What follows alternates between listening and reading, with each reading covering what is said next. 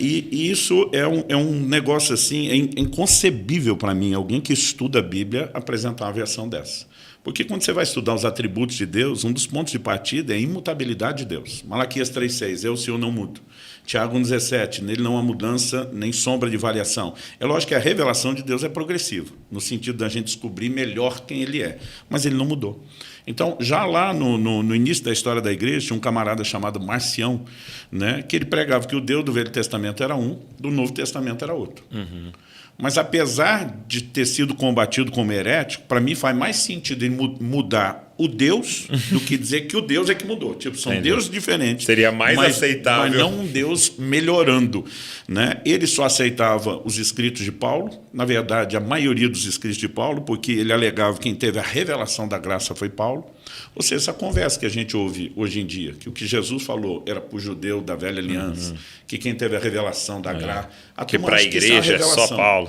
São reinvenções das mesmas velhas heresias que de tempo em tempo voltam. Por quê? Porque falta entendimento. Então, Deus não mudou. Vamos começar a descartar. Não é isso. Deus é o mesmo, ok. Se Deus não mudou, o que é que mudou? Antes tinha lei, agora não tem mais? Já provamos que também não é isso.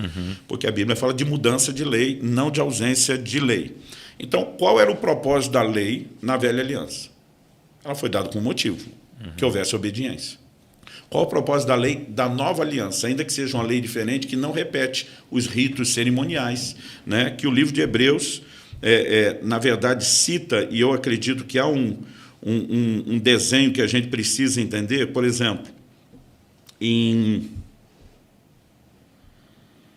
como que eu não torno isso grande? Então, vamos lá, vou voltar no por exemplo, facilitar quem está editando. Por exemplo, em Hebreus, capítulo 9, nos versículos 9 e 10, falando do tabernáculo, a Bíblia diz, isso é uma parábola para a época presente. E, segundo essa, se oferecem tanto dons como sacrifícios, embora estes, no tocante à consciência, sejam ineficazes para aperfeiçoar aquele que presta culto. Isso é um assunto para a gente daqui a pouco mexer, mas eu quero destacar essa frase. Ineficazes para aperfeiçoar aquele que presta culto. E diz assim, os quais não passam de ordenanças da carne, baseadas somente em comidas, bebidas e diversas abluções, impostas até o tempo oportuno da reforma.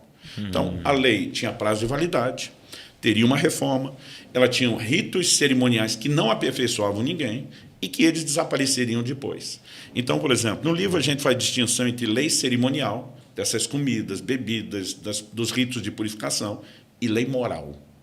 Então, por exemplo, antes da lei de Moisés, depois do dilúvio, Deus já fala para Noé que não poderia haver homicídio e que o homicida tinha que ser julgado. Moisés incorpora essa lei na sua. E depois que a lei de Moisés perde o prazo de validade, no livro do Apocalipse a Bíblia está dizendo, de fora ficarão os homicidas. Então, quer dizer, isso começa antes da lei, tem a vigência durante a lei, continua depois da lei. Então, a gente faz essa distinção do que é uma lei moral e cerimonial. Tá. Não vou nem mexer no que alguns querem detalhar como a parte da cerimonial sacerdotal. Vamos deixar só isso.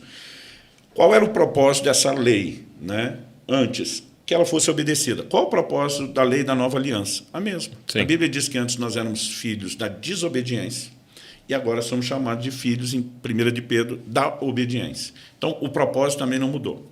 Qual era a consequência da desobediência no Velho Testamento? Maldição. Deuteronômio 28.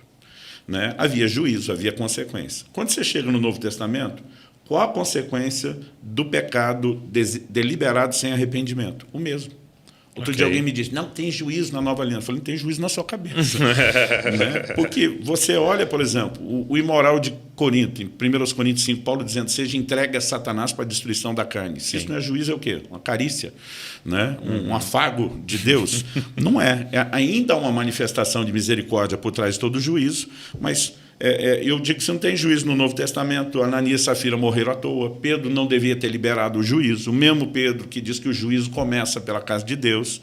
No livro do Apocalipse, o Senhor Jesus se refere a uma mulher que ele denomina, numa das igrejas da Ásia, de Jezabel, e diz assim, eu dei-lhe tempo para que ela se arrependesse, mas ela não quer se arrepender da sua prostituição. O Senhor Jesus diz, eu vou prostrá-la de cama, bem como os que com ela adulteram, eu vou matar os seus filhos. Como que não tem juízo? Né? Agora, o juízo ele não é algo inevitável. Aqui Jesus está dizendo, eu estou dando tempo para que se arrependa. Então, assim, aonde está a manifestação da graça? Longanimidade não pode ser confundida com impunidade. São duas coisas bem distintas. Entendi. O problema é que, principalmente na graça, a longanimidade ela passou a ser interpretada como impunidade. Mas a consequência tem.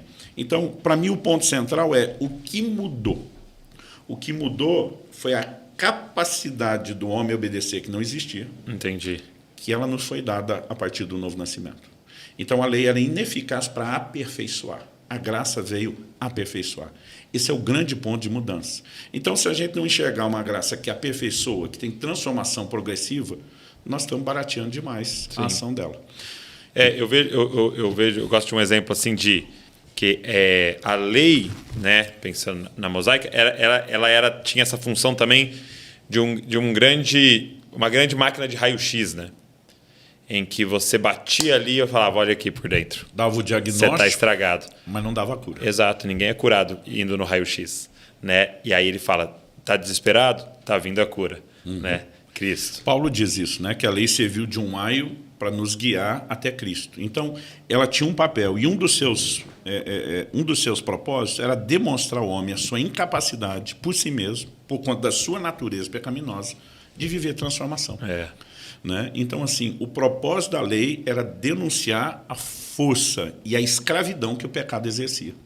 Então, se esse não for se a gente não observar isso como o ponto da mudança, nós vamos ter um problema sério. Por exemplo, Romanos 6,14 diz, o pecado não mais terá domínio sobre vós, porque vocês não estão debaixo da lei, e sim debaixo da graça. Debaixo da lei ele tinha domínio. Debaixo da graça ele não tem domínio. É por isso que Dietrich Bonhoeffer, quando falava da graça barata, ele dizia uma graça que remove a condenação de pecado já cometido, mas não empodera o homem para vencer pecado, ela é incompleta. Porque se a graça só trouxe perdão, Douglas, ela continua fazendo a mesma coisa que a lei, porque já tinha perdão na lei. Então agora a gente passou de um lugar que tinha perdão, mas não tinha aperfeiçoamento, e estamos num outro que tem perdão, mas não tem aperfeiçoamento. O livro de Hebreus diz que a nova aliança é superior, é baseada em superiores promessas, tem Jesus como fiador, mas só faz o que a velha fazia. Então, se a gente não enxergar esse ponto-chave de mudança e de transformação, a graça vai ficar capenga. Mas eu acho que o problema é que as pessoas atacam o fruto e não a raiz do problema do pecado. Por exemplo, Gálatas 3, versículos 13 e 14. Cristo nos resgatou da maldição da lei para que a bênção chegasse até nós. Então, o cara vai lá em Deuteronômio 28 e lê. Se eu obedecer à lei, eu tenho essas bênçãos aqui, saúde, prosperidade, a família bem, etc. Se eu desobedecer, essas maldições. Que são bem mais. Né? A lista da maldição é gigantesca. Aí o camarada deduz o quê? Cristo me libertou da maldição. E essa é a lógica, não é nem simples, é simplista que alguns estão aplicando da graça.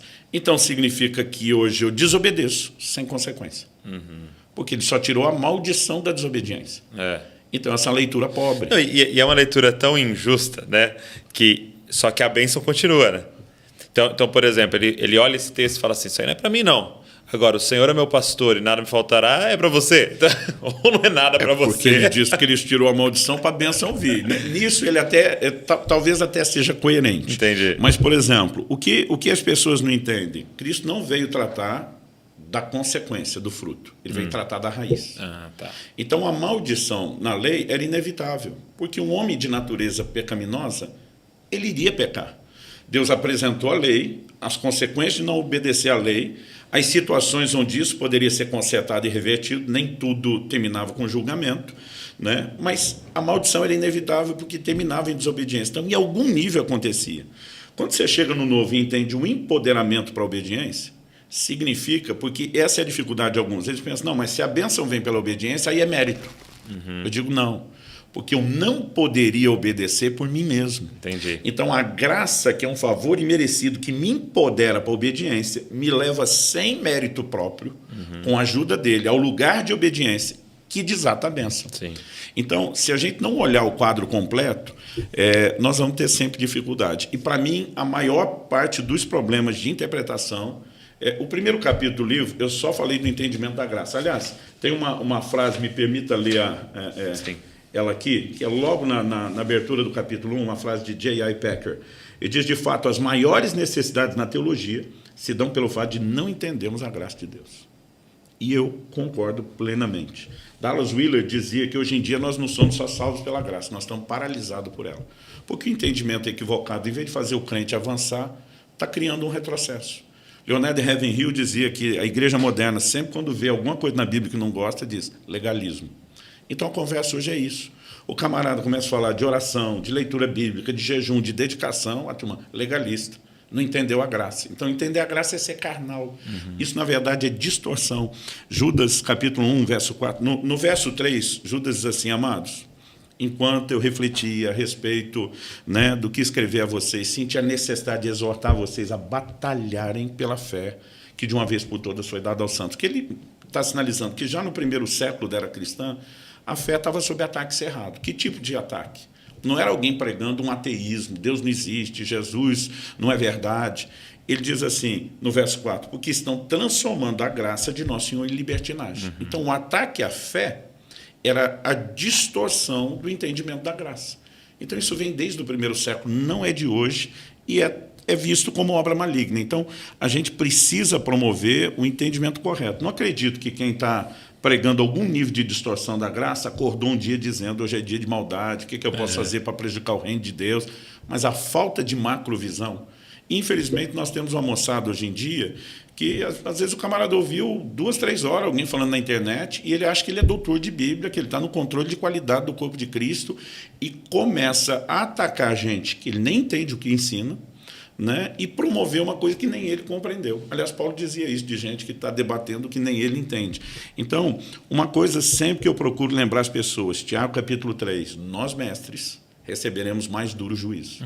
Ensinar a palavra de Deus não é só um privilégio, é uma responsabilidade. Por quê? Se você ainda não entendeu o quadro e está passando à frente algo incompleto, Jesus diz, qualquer que tomar um desses mandamentos e os violar, e assim ensinar aos homens, será chamado menor no reino. Ele não está falando de um violar a desobediência que te impede de estar no reino, mas um violar é uma deturpação na aplicação, vai ter consequência depois.